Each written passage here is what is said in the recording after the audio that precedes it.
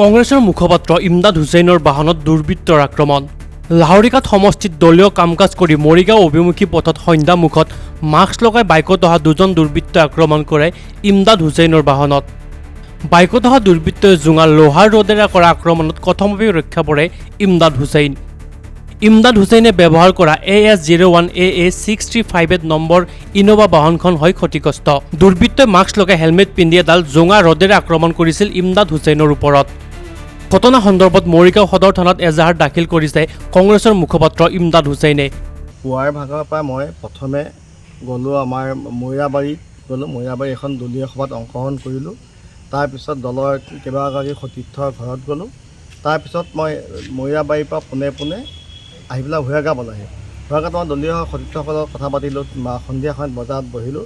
তাৰপিছত 7:30মান বজাত তাৰ পৰা মই মৰিগাঁও অভিমুখে আহি থকা অৱস্থাত বৰদোপা টোপৰ পৰা 6-7 কিলোমিটাৰ হয়তো 6-7 কিলোমিটাৰমান পাৰ হৈ গেৰুৱা পাৰ হৈ দুখন ব্ৰিজৰ চাগে মাজত আহি থকা অৱস্থাত দুজন বাইকত থকা আৰোহীয়ে মোক এনেকৈ ছিগনেল দিলে। মই কিন্তু জাষ্ট স্পীডটো ড্ৰাইভাৰক কমাব কৈছিলোঁ। কমোৱাৰ সময়তে এটা সন্মুখৰ পৰা এডাল জোঙা ৰড আহি মোৰ গাত মাৰি দিছে, কিন্তু গ্লাছখন পিছলি গ'ল।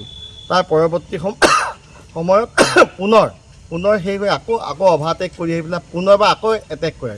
এটেক কৰোঁতে মই যে গাড়ী স্পীড গ'লোঁ, স্পীডত গাড়ী গ্লাছ ভাঙি ৰড সোমাই গৈছে, কিন্তু ৰডডাল সোমাই নগ'ল, সিহঁতে আকৌ টানি লৈ গ'ল। তাৰপিছত মই গাড়ী স্পীড দিয়াৰ পিছত সিহঁতে 1-2 কিলোমিটাৰমান মোক পিছা কৰাৰ পিছত সিহঁতে ৰখি গ'ল। তেওঁ কি বাইকত আহিছিলে? বাইকত আছে নাম্বাৰ প্লেট বিহীন বাইক, আৰু আপোনাৰ তেওঁলোকৰ মুখত ক'লা কাপোৰ আৰু ফুল মাস্ক হেলমেট।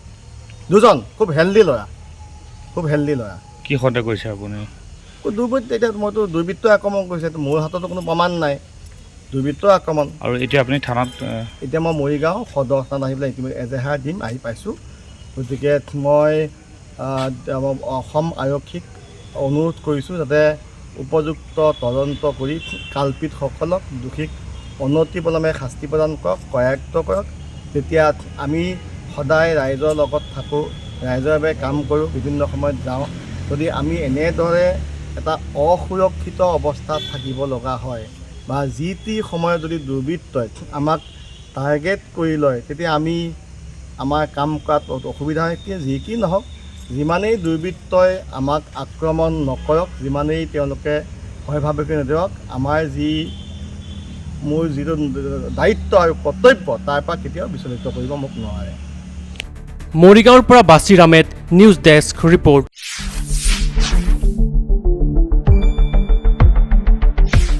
শুদ্ধ আৰু বিস্তৃত বাতৰিৰ বাবে আহি আছে নিউজ ডেস্ক ৰিপৰ্ট।